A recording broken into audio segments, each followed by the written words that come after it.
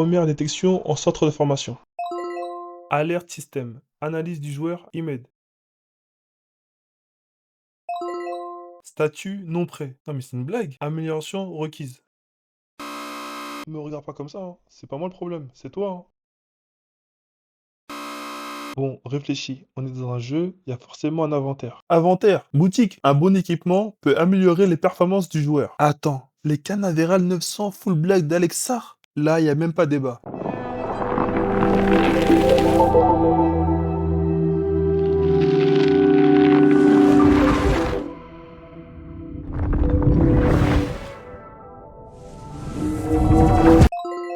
Accès au centre.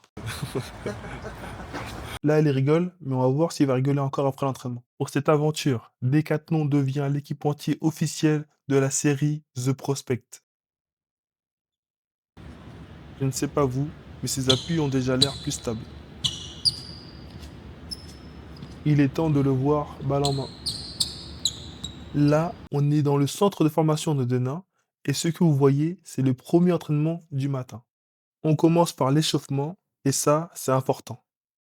Aujourd'hui, le thème de la séance, c'est la défense.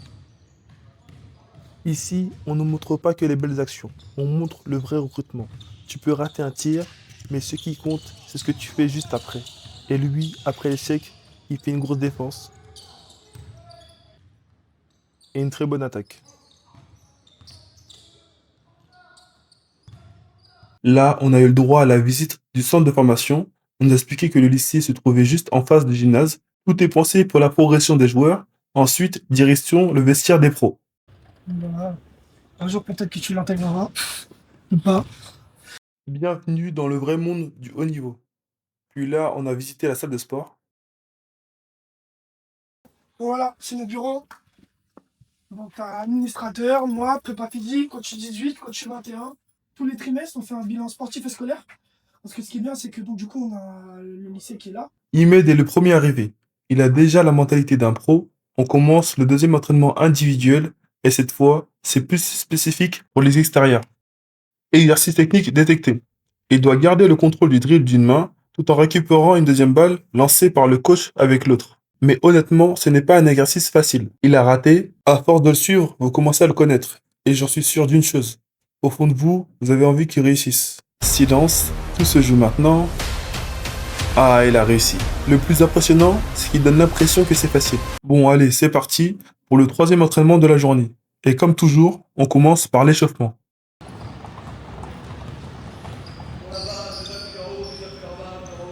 L'échauffement est terminé. Maintenant, place au jeu. Sur la première action, il reçoit la balle, il fixe le panier, il décide de faire la passe et coupe pour redemander la balle. Il ne l'a pas reçue, mais il est déjà prêt pour le rebond. Là, il reçoit la balle, il fixe le panier, il attaque l'arceau, mais fait encore la passe. Pourtant, il est en détection. Faire briller les autres, c'est bien, mais parfois, il faut aussi se faire briller. Une vraie question se pose. Peut-on être recruté en n'en faisant que des passes?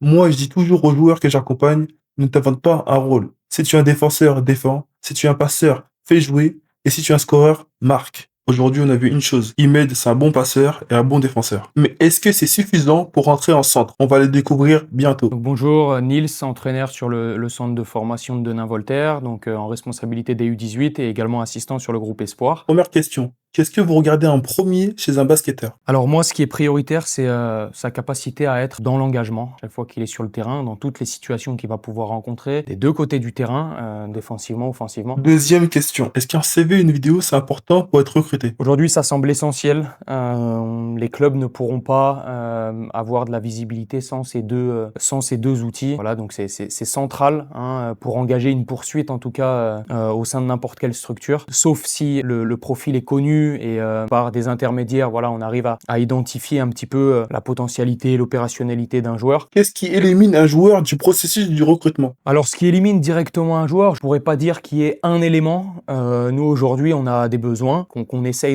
auxquels on essaye de répondre par rapport au profil qu'on reçoit. Des besoins dans la potentialité, des besoins dans le profil également, des joueurs qu'on va pouvoir rentrer sur une année d'âge, poste de jeu spécifique. Aujourd'hui, je pourrais pas dire qu'il y ait quelque chose d'éliminatoire, mais en tout cas, plus le dossier va être complet et plus ça va permettre d'aider à une poursuite. Ce qui peut être, je pense, un petit peu problématique, c'est le fait de proposer des éléments qui soient erronés, d'inventer parcours, d'inventer une catégorie de jeu, d'inventer des statistiques puisqu'aujourd'hui on peut mettre la main sur plein de choses, on peut avoir accès à l'ensemble des informations, transparent et honnête avec soi-même. Est-ce que l'école est important? Je pense que il y a une chose qu'il faut ne pas oublier, c'est que le parcours sportif, c'est une chose. On est engagé dans des dispositifs de performance et de haut niveau, c'est une chose. Mais par contre, la poursuite sur le haut niveau, elle est très rare.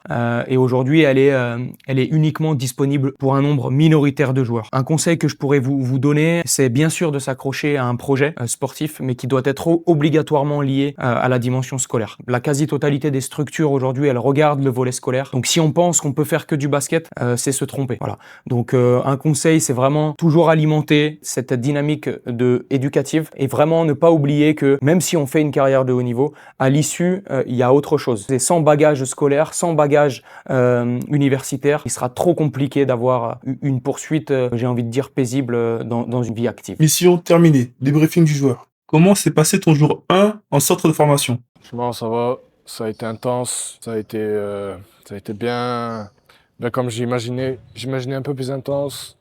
Mais franchement, ça l'a été. Niveau défense, attaque, le coach aussi.